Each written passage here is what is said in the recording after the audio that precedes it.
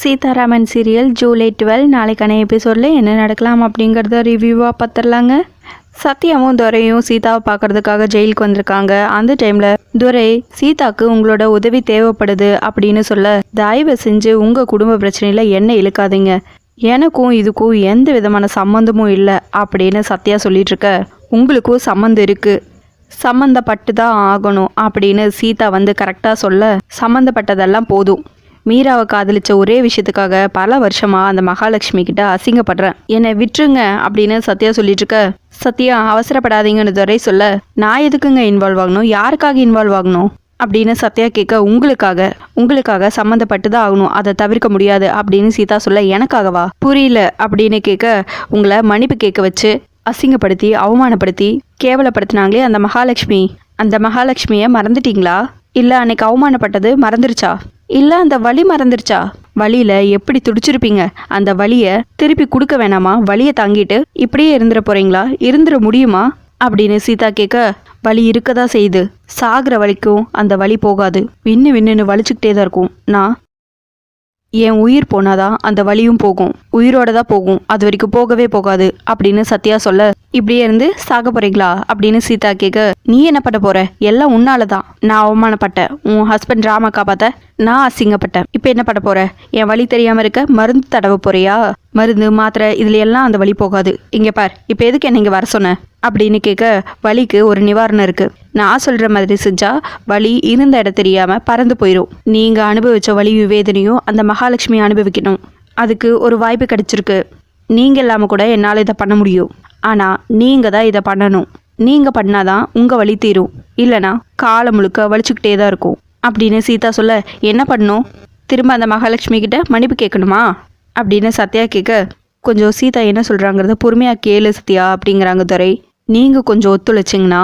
நான் நிற்கிற இந்த இடத்துல போதைப்பொருள் கைதியா சேது, சுபாஷ், அர்ச்சனா, மகானி எல்லாரும் இந்த துணியை போட்டுக்கிட்டு இந்த இடத்துல நிற்பாங்க, நீங்க நிற்கிற இடத்துல நாம நிற்போம், மகாலட்சுமியை உள்ள வச்சுட்டு வெளியே நின்று நாம வேடிக்கை பார்ப்போம், நமக்கு எப்படி வலிக்கும்னு மகாலட்சுமிக்கு புரிய வைக்கணும், அதுக்கு ஒரு சான்ஸ் கிடைச்சிருக்கு, மறுபடியும் சொல்கிறேன், நீங்கள் எல்லாமே என்னால் இதை பண்ண முடியும், நீங்களும் இதில் கலந்துக்கிட்டா மட்டும்தான் உங்கள் வலி மறக்கும், என்ன சொல்கிறீங்க, பழிக்கு பழி வாங்க போகிறீங்களா இல்லை எனக்கு என்னென்னு ஒதுங்கி நிற்க போகிறீங்களா அப்படின்னு சீதா கேட்க, என்ன பண்ண போகிறீங்க, நான் என்ன பண்ணணும் அப்படின்னு சத்யா கேட்க, என் கூட சேர்ந்து மகாலட்சுமியை பழி வாங்க இந்த ஒரே சான்ஸ் தான் இருக்குது அப்படின்னு சீதா சொல்ல, இப்படி ஒரு சான்ஸை நான் எதிர்பார்க்கல, அந்த மகாலட்சுமியை நான் யாருன்னு காட்டுவேன், நான் என்ன பண்ணணும்னு சொல்லுங்க அப்படின்னு சத்யா கேட்க, இன்னொரு பக்கம் மகாலட்சுமி ரொம்ப டென்ஷனாக வெயிட் பண்ணிட்டு இருக்காங்க. அந்த டைம்ல அந்த இன்ஸ்பெக்டர் உள்ள வரவும், சொன்னாங்களா எல்லா விஷயத்துலையும் சொன்னாங்களா அப்படின்னு மகா கேட்க, ஏன் மேடம் இவ்வளோ டென்ஷன் ஆகுறீங்க, எல்லாத்தையும் பார்த்துக்கலாம், அந்த சீதா கிட்ட அப்படி என்ன எவிடன்ஸ் இருக்கு, எதுவுமே இல்லாமல் நீங்கள் தான் கிரிமினல்னு எப்படி உங்களை ஒத்துக்க வைக்க முடியும்,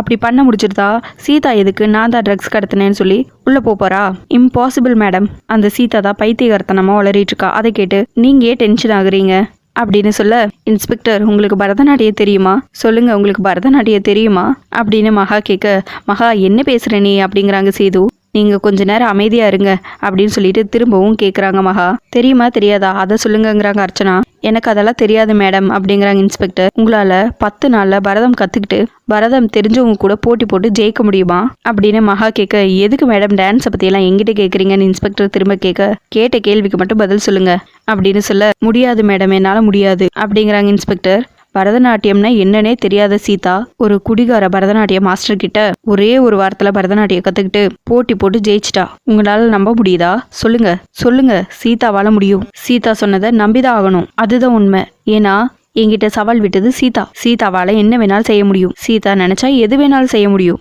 என்ன மட்டும் இல்ல உங்களையும் சேர்த்து தூக்கி உள்ள வைப்பா, நாங்க ஜெயிலுக்கு போனா நீங்களும் எங்க கூட சேர்ந்து ஜெயிலுக்கு வர வேண்டியதா இருக்கும், என்ன பாக்குறீங்க, ஆமா நீங்களும் சேர்ந்து உள்ள போக வேண்டியதா இருக்கும், ஏன்னா ட்ரக்ஸை கொடுத்ததே நீங்க தானே அப்படின்னு மகா சொல்ல, மேடம் நான் உங்களுக்கு உதவி தானே செஞ்சேன், என்ன மேடம் நீங்க அப்படின்னு இன்ஸ்பெக்டர் கேட்க, இன்ஸ்பெக்டர் நாங்க உங்களை கூப்பிட்டு வச்சு மிரட்டணும்னு நினைக்கல, ஆனா நாங்க மாட்டினா நீங்களும் தானே மாட்டுவீங்க, இது ஒரு முன்னெச்சரிக்கையா எடுத்துக்கோங்க, அந்த சீதாவை என்ன பண்ணலான்னு சொல்லுங்க அப்படின்னு அர்ச்சனா கேட்க, சார் நம்ம என்ன பண்ணி அந்த சீதாவை தடுக்கலாம் கொஞ்சம் யோசிச்சு சொல்லுங்க சார்ங்கிறாங்க சுபாஷ், சார் சீதா என்ன செய்வான்னுலாம் எனக்கு தெரியாது, ஆனா மகா பயப்படுறா, அதுக்காகவாவது நீங்க ஏதாவது செஞ்சுதான் ஆகணும் அப்படிங்கிறாங்க சேது, பாருங்க மகா எவ்வளோ பயப்படுறா, சீதா ஏதாவது செஞ்சு மகாவையும் அர்ச்சனாவையும் சேர்த்து உள்ள வச்சிட்டாள்னா எங்களால் அதை தாங்கிக்கவே முடியாது, அதை தடுக்க ஏதாவது சொல்லுங்க சார் அப்படிங்கிறாங்க சுபாஷ், மேடம் அதுக்கு ஒரே வழி அப்படின்னு இன்ஸ்பெக்டர் சொல்லுங்கங்கிறாங்க மகா.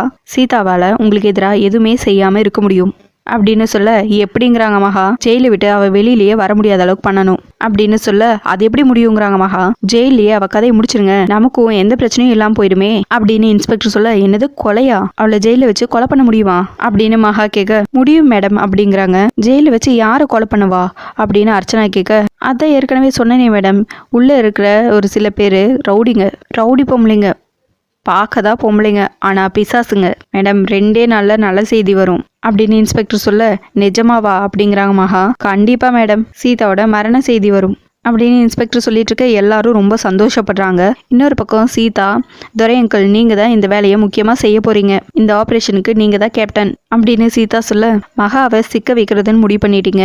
என் அக்கா மகன், என் மருமக ராமுனியும் நல்லா இருக்கணும், அதுதான் முக்கியம். என்ன பண்ணணும், எப்படி பண்ணணும், எப்போ பண்ணணும் அப்படின்னு துரை கேட்க, சிம்பிள், மகாலட்சுமி ரூம்ல இருக்கிற ஏசி ஒயரை நீங்க கட் பண்ணணும் அப்படின்னு சொல்ல, ஏசி ஓடலன்னா என்ன தானே திட்டுவாங்க அப்படின்னு துரை கேட்க, கரெக்ட், ஏசி ஓடலன்னா உங்களை தான் கூப்பிட்டு திட்டுவாங்க. வழக்கமா நீங்க தானே ஏசி மெக்கானிக்கு கால் பண்ணுவீங்க, இப்போ நீங்க சத்யாவுக்கு கால் பண்ணணும் அப்படின்னு சொல்ல, எனக்கு எதுக்கு கால் பண்ணுங்கிறாங்க சத்யா. சொல்றேன், துரை அங்கிள் ஏசி சர்வீஸ்க்கு கால் பண்ற மாதிரி உங்களுக்கு கால் பண்ணுவாங்க, நீங்க உடனே ஏசி ரிப்பேர் பண்றதுக்கு ஆள் அனுப்பணும் அப்படின்னு சீதா சொல்ல, அதுக்கு ஒயரை கட் பண்ணாமையே இருக்கலாமே அப்படிங்கிறாங்க துரை. பிளான் என்னன்னு சொல்லுங்க, ஒண்ணுமே புரியலங்கிறாங்க சத்யா. நல்லா கவனமா கேட்டா புரியும் அப்படின்னு சொல்ல, கடைசியா என்னை ஏசி மெக்கானிக்கே ஆக்கிட்ட அப்படின்னு சத்யா சொல்ல, நீங்க உங்களுக்கு தெரிஞ்சவங்க மூலமா ரகசிய கேமராவும் பேசினா கேட்குற மாதிரி மைக்கும் மகாலட்சுமி ரூமுக்கு வைக்கணும், அதுக்கான ஆட்களை ஏசி சரி பண்றவங்க மாதிரி நீங்க அனுப்பி வைக்கணும் அப்படின்னு சொல்ல, சீதா இது நீ யோசிச்சதாங்கிறாங்க துரை.